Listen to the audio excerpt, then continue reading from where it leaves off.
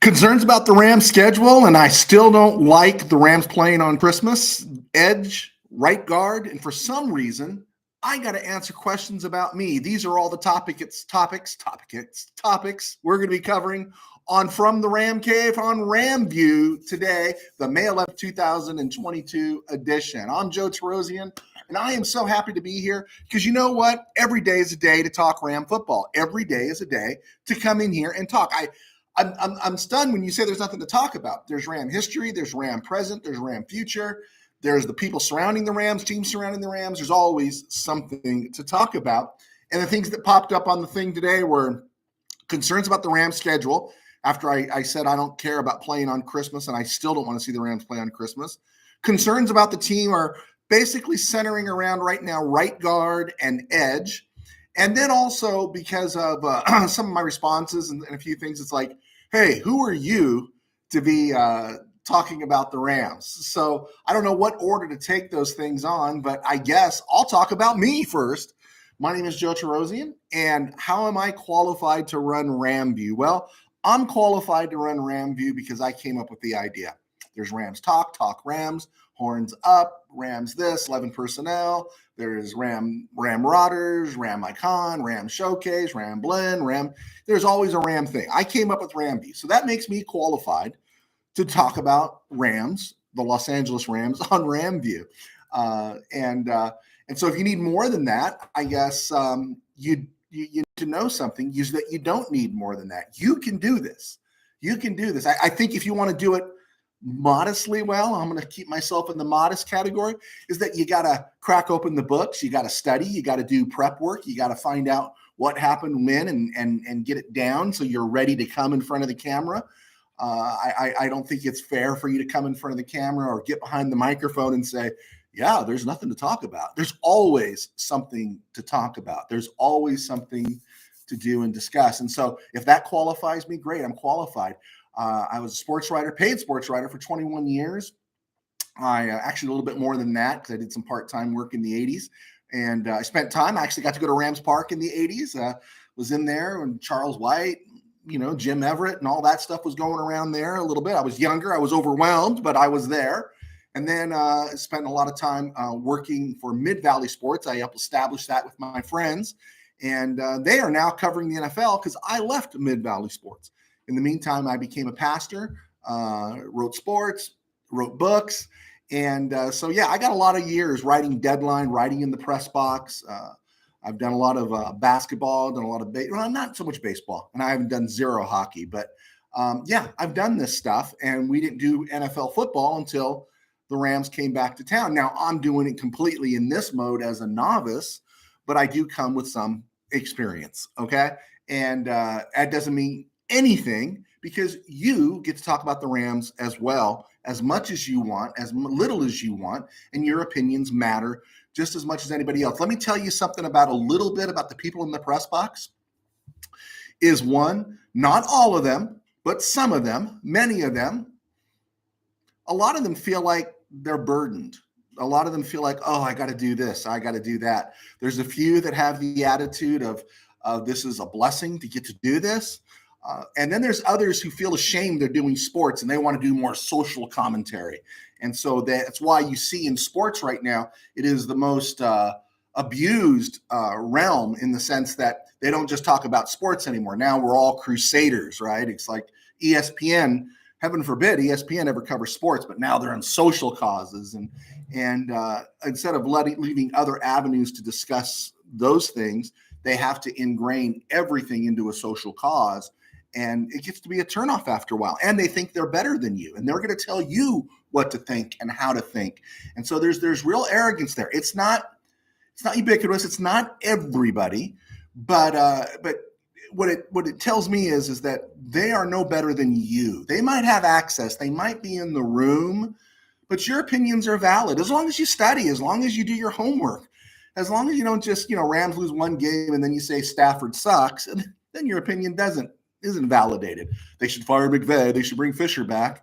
Then you're going to get your opinion kind of questioned there, rightly so, right?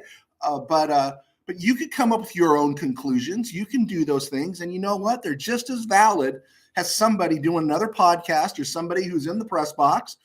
Granted, a lot of them, they've worked very hard to get there, and good for them.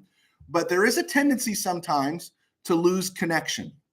I know I fight it because I can't go to a game, a stadium, or a ballpark now. And I find myself, instead of wanting to be on the field, I find myself wanting to be in the press box or down on the field to sit with the fans and put up with the wave and everyone going up to get a beer and kiss cam, dance cam. That stuff really bores the snot out of me. And I do have an arrogance or a cockiness thinking, oh man, it's so much better up there. But even when you're up there, sometimes you do lose sight of, you know what, you're not better than anybody else. You know, you've just been blessed. You've worked hard. You've put yourself in a situation where you can do those things. You've done your deadlines. You've done all your editing. You've done all the stuff that puts you in that position. But sometimes you forget, and you shouldn't forget. You should really, every time you get the chance to cover sports, and I don't care if you make a nickel or you make $500 or $5,000 or $100,000, you should always be appreciative for what you get to do when you cover sports. It is truly a blessing, unique experience in this country. So there's my bona fides, guys. All right. I'm no better than you. I'm just a Ram fan. Okay. And so thank you for clicking on to RamView. When you have, my numbers have picked up a little bit, and thank you so much. It's exciting. And if you have any questions, I'm really sick. I don't want to talk about me. I want to talk about my books. If you want to buy my books, Tangent Dreams, Sin Virus, Temple Setting, The Company of the Ages, hey, that's great, right? Baby needs a new pair of shoes. I got Christmas presents to buy and a vacation to pay for. So it would be really great if you would purchase my books, available on Amazon. There's the commercial for today. But if you have any questions about the Rams, I got into some great conversation about Super Bowl 14 yesterday online. It was a lot of fun. It doesn't have to be contentious. We can just get along and talk football, talk what we love, talk about the Rams. So as we come to the 7-minute mark, the big news yesterday that broke was Tom Brady's getting the big bucks, 375 fat ones. I say rocks for millions. I think when you're in the 300 million, in the hundreds of millions, you guys start calling them fat ones. He gets 375 for 10 years from Fox before he finishes his career to go work in the booth as likely their lead analyst. And some people are upset about that he hasn't paid his dues. No one pays their dues at that level. They paid their dues on the field, right? They said it's not fair to other people who've been working as analysts longer. Yeah, it's not fair, but what in this business is fair? He's Tom Brady. He's the GOAT. You know, he might suck at it. He might not be very good, but until he does suck, guys like him are going to get the gig, right? LeBron James, the second he's done playing in the NBA, you think someone's going to make him do a screen test before he goes and works as an analyst somewhere? Oh, please, wake up and smell the pizza. And if you think it's unfair, then I think it's unfair that some of the people I've heard do podcasts who are very good, well-studied, well-versed, are far superior than some of the ex-athletes that are in the booth. Is it fair that the ex-athlete gets the job? It's what it is. And so the ex-athlete's going to get the job ahead of the ground person, the grindstone guy that comes to work every day, or gal that comes to work every day. No, the person who has had access, who's had that platform, who could put eyeballs on the TV sets, they're the ones that are going to get the gig. And it's unfair, whatever. It is what it is. And so Tom Brady got the gig, and good for Tom Brady, whatever. As long as the Rams beat him a fourth time and maybe a fifth time in the playoffs, that's good. I'm good with that, Let him do what he needs to do. So I made a big deal yesterday about my concerns regarding the Rams' schedule. And it really wasn't a concern. I just don't want to see the Rams play on Christmas Day. There's enough going on Christmas. I don't want to be emotionally invested in a Rams-Broncos game. That's going to be really important. It's going to be a very intense game. And I've said this before to some people that have watched the show earlier. I never want to see a good game when the Rams play. And you say, what? Don't you want to see a good game? No. To me, what the world calls a good game is a 43-41 barn burner. That's not a good game for me when I'm watching the Rams play. I'm pacing. I'm walking around the Ram cave. I'm eating things I shouldn't eat. I'm yelling. I'm throwing things. I'm just too invested, right? And I'm isolated from anybody that is riffraff. I get rid of the riffraff. So I'm just in here like a madman, right? I can't do that on Christmas. I can't do that on Christmas. You know, play Houston, Houston, Atlanta on Christmas, right? I don't want to see the Rams Broncos on Christmas. I don't want to be emotionally invested at 1:30 p.m. right in the middle of the day. I'm going to have to do all kinds of negotiating to make sure I can watch that game without interruption. And so no, I'm not real thrilled about the Christmas game. And you should think about it. You shouldn't be either, because you'd all should think like me, right? But you look at the Rams schedule, I think it's rated as the toughest. We don't know what order they're going to play in. If not the toughest, it is really tough. The Super Bowl champs, it should be. And it's going to be a lot tougher than last year. Last year, in week 6, 7, and 8, the Rams actually got active buys, right? 3 weeks in a row, they got the Giants, the Lions, and the Texans. And you know what? They didn't play really well in all those games. They won all those games. But if you remember, Jalen Ramsey had to make a pick in the end zone off Jared Goff, because at some point Goff was going to Goff to secure the Rams win over the Lions. The Texans game got really sloppy, and they messed around with the Giants a little bit. And so that 3-week active bye really didn't work for them, because they followed it with losses to the Titans, the 49ers. Then they got a real bye, and then they went up to Green Bay and lost 3 in a row. And the Rams, everyone, it was the end of the world, right? I think Phoenix at that time, Arizona, had already built up a 2-game lead on the Rams. And everyone was getting upset, right? Everyone was upset. I was one of the guys that says Raheem must go, because I didn't like what the defense was doing. And so it was the end of the world, but we saw what happened before the world ended. The Rams won the Super Bowl. Everything got righted. Raheem Morris definitely, as the defense torqued down a little bit, definitely deserves a full season without Raheem must go. So all is well. Now we come into this season, and on the Rams schedule is the entire AFC West: Chargers, Raiders, Broncos, Chiefs, right? Chiefs in Arrowhead. And I think the Raiders are you're playing them at Allegiant. You get the Broncos and Chargers, obviously, at SoFi. And then you got Buffalo and Dallas coming to town, and you got Green Bay, Tampa Bay, and New Orleans on the road. The Rams are going to lose some games this year, and the key thing is for the fan base coming off the Super Bowl is not to panic. And this is something Rams fans always do. And I've said this. I know people are going to hate me when I say this. While I want authentic Rams fans to follow me, my experience, and I was in a discussion with one of our people online yesterday, was Rams fans are notoriously cheap. They're front runners. They bail real fast. And again, it's Hollywood, right? It's Hollywood. It's I want to be seen. I want to look good. I got the dough to pay for those seats, but they're not really diehard fans, a lot of them. And so they turn real fast. And so my encouragement to you now is we're, May 11th, we're still 6 months away now. We're 4 months away from the start of the season. I think it is somewhere in there. Yeah. Can I just encourage you, get ready for some losses. There's going to be some losses. Just don't panic. Matt Stafford goes down, panic. Aaron Donald goes down, panic. Okay. Then you can panic, but don't panic if they lose a couple of games, because they got a brutal schedule. Be angry about division losses. Especially this year, the Rams really should be able to take care of the Cardinals and Seahawks, and at minimum get a regular season split with the 49ers, if not sweep the 2 games. They really need to get that taken care of. And while you want home field advantage, basically the Rams proved you can win on the road, but they want to win enough games, because there's 2 places I don't want to go to in January. That's Green Bay and possibly Philly.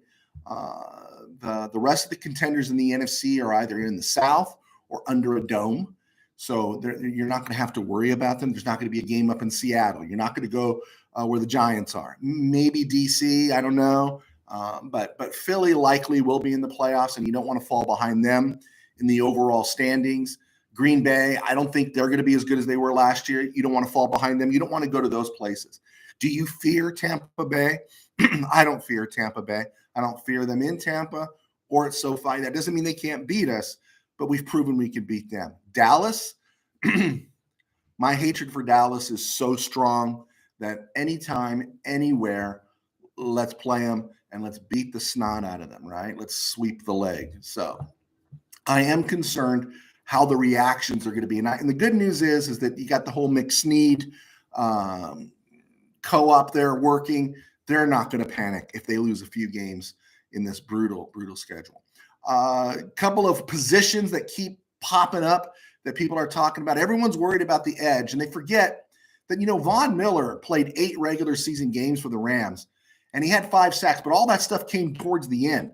He played 8 games, but I think the first 3 games of the first month was a wash, pretty much. And so the Rams had the success they had over the whole course of the regular season last year, largely without Von Miller, plugging in Justin Hollins, Terrell Lewis, Ogba Okoronkwo. Now Okoronkwo's gone. Justin Hollins is back. Terrell Lewis is back. Expect Chris Garrett to get some more PT if he makes the team this year. We think he should. And the Rams are going to be just fine at that other edge position, okay? And remember, we don't start the season in the playoffs. We start the season in the regular season. So they'll have time to figure out the edge if something comes about, right? The Rams are going to be okay for now, so don't panic. There's some depth there that they can go to, and they also drafted the Hardy kid out of Montana State, and so there is strength here. Don't worry about it. Right guard is the other one people are panicking about. They needed to get stronger in the interior, either Edwards, Allen, or Corbett. Something had to give. It was Corbett that walked because he was a free agent. And Corbett and Edwards had their moments last year. They struggled, but these guys were in the top third, right? Now, bear with me. There's 32 teams in the NFL, right? 2 starting guards with each team. That means there's 96 starting offensive guards in the NFL, all right? And, what am I saying? 64 starting guards in the NFL. And because of that, the Rams, those guys they were both in the top tier of that. They weren't inside the top 10, but Dave Edwards and Austin Corbett were in the top tier. And so the Rams had good guards last year. They did a good job. Corbett, they just weren't strong enough on those short yardage plays. So someone had to go. There had to be something. They re-signed Allen. Edwards has another year, 4 years in a comp pick. And so Coleman Shelton got re-signed. And he's nice because he could play guard and he could play center. So he's very versatile and proven he can do both of those.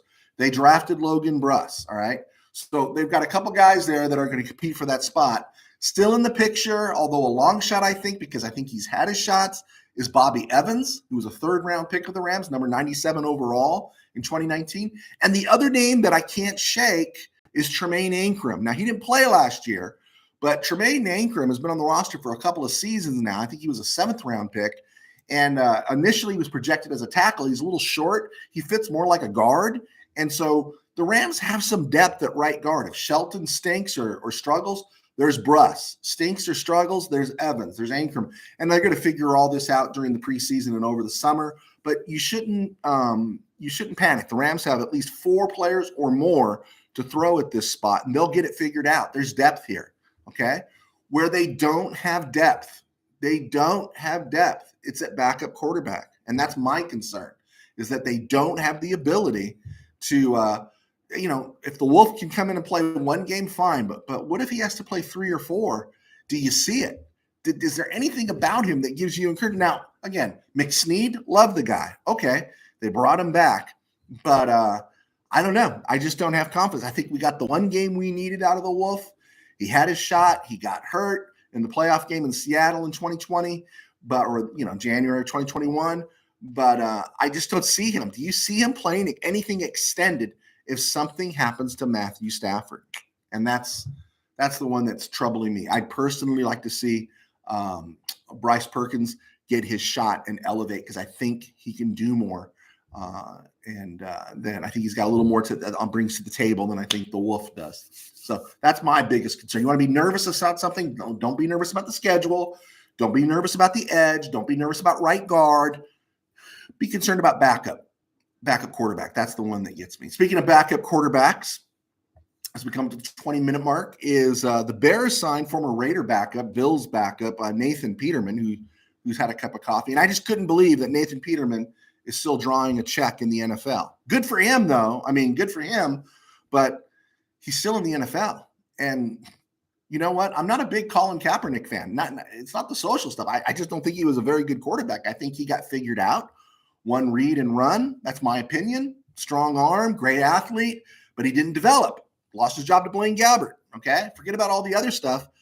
But if you're going to keep signing guys like Nathan Peterman, for goodness sakes, give Cap a shot, right? I know I never thought I'd say that, but yeah, give Cap a shot. Now, if he can avoid referring to the league and its ownership as slavery and slave owners, if you can't do that, then yeah, sorry, let him go to USFL, CFL, or go back to Nike and call us all names. But if he can mind his P's and Q's, and the alternative is Nathan Peterman, I'd at least give Cap a shot, just a little bit, right? Speaking of the Raiders, looking at them as we get close to wrapping up here, I said I'd be doing a little more Raider and Charger, just a little look-see here and there. I like the Raiders. I like they got Edwards and Adams on the side. They got Renfro in the slot. They got Waller. They got Jacobs. They got Derek Carr, Max Crosby on the other side. They've done some improvements on the defense. What I don't like is the right side of their offensive line. Right guard Alex Leatherwood, right tackle Brandon Parker. No bueno, man. Doesn't look too good there, Chief. And those guys grade out really bad. It'll be interesting to see. Hey, Brian Allen went from the guy that everyone wanted to run out of town that wasn't even an option going into last year into a top 10 center. So we'll see about Alex Leatherwood and Brandon Parker, although I think Brandon Parker has had enough reps that we know exactly what he is. Speaking of offensive lines, looking at the Chargers, while the right side of the Raider line struggles, the left side of the Charger line is as good as any in the NFL. We say Rashawn Slater, and everyone's going to say amen. If you haven't said amen now, you're going to say amen this year, and probably by next year, you're going to say Rashawn Slater, and everyone's going to say hallelujah. That guy's a heck of a left tackle. And his best friend might be Justin Herbert. Left guard, Matt Failer, is a really good guard, very solid guard. And, of course, Corey Linsley is a top 10 center in the NFL. And all these guys are locked up. They're with the team, and the Chargers have to be feeling really good about that. The only thing I think we talked about yesterday or 2 days ago was, do they have a burner? Do they have some guy that can stretch the defense a little bit? Because Keenan Allen is 30 and a little bit frail. Mike Williams is 27. They extended him. They gave him his bag, but he's a little fragile. And Gerald Everett, can he really hold up as the tight end for 17 games? And so it'll be interesting to see with the Chargers. Right now, I want to see every game that's played in the AFC West this year. If I can get an AFC West package on my TV, I will, to make sure I don't miss an AFC West game. But right now, it looks like Broncos-Chiefs, Chiefs-Broncos.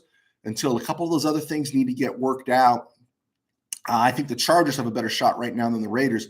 That right side of the line does make me nervous, especially when you see, who's in the division and who's been brought in by these teams. They've all made improvements to their pass rush. So, hey, we've hit the 23-minute mark. I'm Joe Terosian. I do apologize for talking about myself, but I don't think I need to really talk about myself, guys. I'm just like you. I had a career, and I'm still writing, and I'm still doing those things, but I'm not connected. I'm not in the press box. I am the guy that created RamView. That's it. And you can create your own Ram podcast, and you'll be just as good as me. The only thing you got to do is you just got to study. You got to do the nerd stuff. You got to go back and look at the draft. You got to, hybrid McSneed name, and then you got to create stuff that's fun.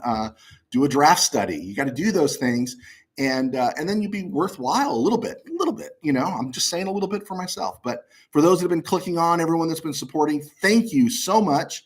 And I value your opinions. And if you want to send them to me, you want to send me a thought or two, you want to send me a question. I love answering questions. I don't get enough questions. I love to answer questions. Maybe if the show gets bigger, I can answer questions. So make the show bigger. Subscribe, like, share, and then we'll go from there. Okay, until tomorrow, I'm Joe Terosian. Thank you so much for clicking on, and go Rams.